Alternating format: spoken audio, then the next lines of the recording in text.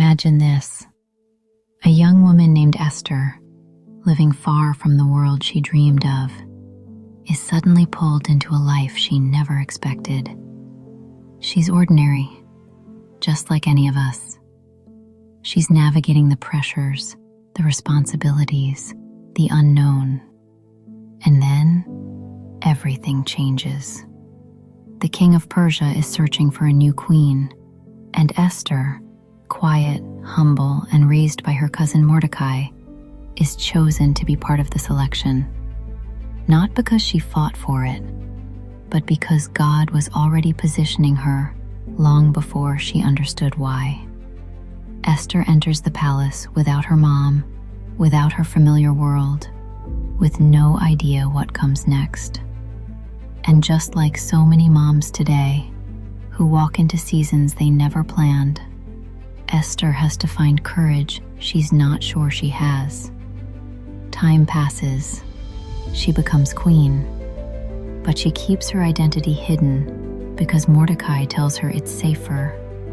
And she listens. She trusts him, and she waits. Then the unthinkable happens. A powerful man named Haman convinces the king to sign a decree to destroy all the Jewish people, Esther's people, her family, her heritage, the people she loves. When Mordecai finds out, he sends word to Esther. He tells her, "You have to speak to the king." But she knows the law. No one approaches the king without being called. Doing so could mean death. She's terrified. She feels the weight of it, the fear, the pressure of a decision no one else can make for her. And Mordecai gives her the words that still echo through history.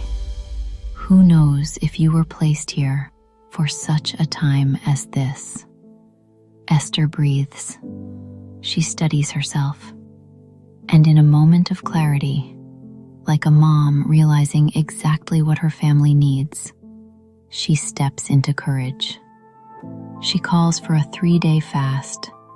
She prays. She gathers her strength.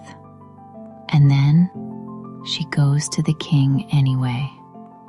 In that quiet, breath-holding moment, he extends his scepter to her, meaning she is safe. She speaks.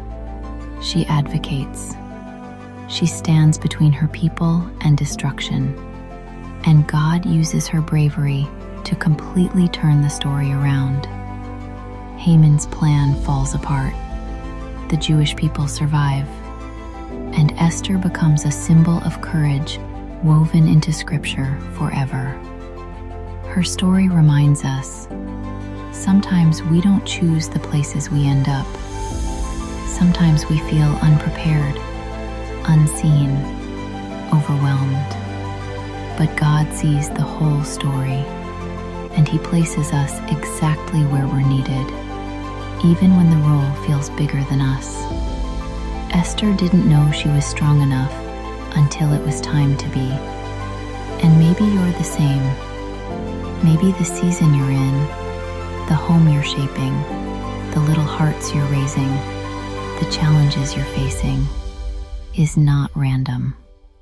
Maybe you are exactly where you're meant to be for such a time as this.